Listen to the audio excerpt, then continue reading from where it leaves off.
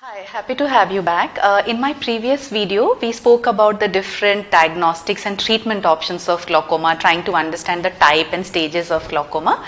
And I had said that we will talk about how to live with glaucoma, how to live, not just live, but happily live with glaucoma. So first and foremost, as I said earlier, that glaucoma is a blinding disease only if not detected in time and in late stages. If we detect glaucoma in time, then you can enjoy lifelong good vision. Even in advanced glaucomas, there are options. It's not that you can do anything about it. So let's start with, a note of optimism. Let's start with something is possible. It's not like everything is lost. That's the first thing of living with glaucoma. Now, in terms of your day-to-day life, there are no dietary restrictions in glaucoma except for, some restriction on heavy intake of caffeine. Some people are caffeine responders. Their eye pressures may fluctuate if they take more caffeine. So just a moderation is required there. If you're a smoker, I would urge you to, either decrease or stop smoking, which is overall good for the health of eyes, especially people who have family history of macular degenerations. Have a healthy diet, balanced diet. All green vegetables are good. Carrot is an overrated vegetable. There are many other vegetables which are good for the eyes. Have fish, egg.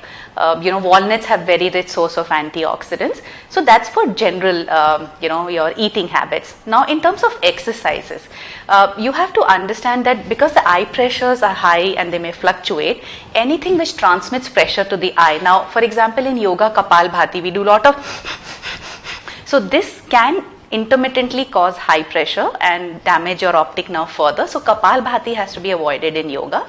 Long head bent down asanas where your head is bent for a long time has to be avoided. You can do all other asanas, and slow Alom Vilom is very good for the general well-being of the body and for the eyes also. Similarly, people who work out, they shouldn't be holding heavy objects or heavy weights for a very long time with their breath controlled. So keep breathing normally and try not to do very heavy strenuous. Rest, you can do everything. Screen is not a problem with glaucoma patients. The way we tell any other person that please take frequent eye breaks when you're screen, the normal dictum is 20-20, that every 20 minutes close your eyes for 20 seconds so that your muscles get rested, the accommodative muscles. My eyes are closed right now, so this is my 20 seconds break, and the tear film gets rejuvenated. So those kind of things.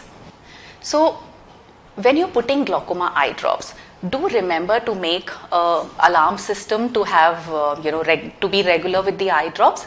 Whatever works for you, phone reminder or, something on the wall there, because we don't feel anything in glaucoma. So, at some point you may forget about it because you don't see the merit of putting them on a long-term basis. So be very regular with the drops. And I told in my previous video that do something called as punctal occlusion after every drop. Put these fingers between the space between your nose and eyes, because here there's a duct here which connects from your eyes to nasolacrimal duct. So when you block this for 60 seconds, your systemic side effects of the drops don't happen and they become very, very safe. So put the drops regularly, maintain your records properly every year, because every time you go to your glaucoma specialist, he would want to see what's been happening earlier, because there's a lot to do for follow-up, and it's a very tailor-made approach. It's not like one entity, as I explained you in the previous video, that there are types and stages of glaucoma, many, many types, and depending on your profile, your systemic history, your family history, and your target IOP is different. So your records tells the doctor everything, and every year when we do your perimetry, or 2 yearly when we do your OCTs, it's all about comparative as to what's happening earlier. So record keeping becomes very important. Another thing is avoid having large quantities of water in one go, especially people who are ocular hypertensive where their eye pressure is high but not still have glaucoma. Glaucoma suspects, borderline. Some people have a habit of having 2 liters or more water, in one go when they get up. So that can, influence your optic nerve and cause a little pressure, extra pressure on them. So have water, so maybe 2 glasses, after every 15 minutes or so if you want to have a certain quantity, but not in just one go. People who are hypertensive, people who are on blood pressure medication, do monitor your night blood pressure. There is something called as nocturnal hypotension, where your blood pressures are low at night and they may affect your optic nerve. That is in case only if your optic nerves are showing progressive changes, or if your visual field are showing progressive changes, then your doctor may want to monitor your night BP also. When we are talking about night, it reminds me about sleeping. Some people have this habit of sleeping on the pillow or putting, something strong on their eyes. So that should be avoided. And obstructive sleep apnea. So if you're snoring at night or are having difficulty, you should also get yourself tested for that. For people who have very advanced glaucomas where your field of vision has become so narrow that you're only seeing from the central part, they are very light sensitive. They have a lot of problem in dim lights.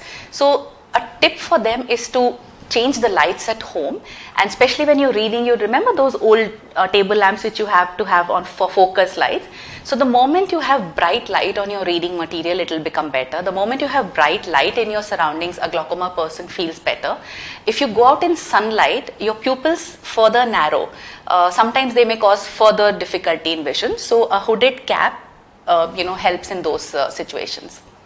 So I'll conclude by saying that be regular with your follow-ups, be regular with your eye drops. Don't hesitate to ask doctors, any questions related to your eyes. A lot of advancement is happening in the field of glaucoma. So they may inform you of something new coming up, or the newer modern of, the newer variety of drugs which cause less allergy, drugs which cause less dryness. So be regular with your follow-ups, maintain your records. And if you do all of that, trust me, you're going to enjoy a very, very healthy vision lifelong, and wish you a very happy and healthy life.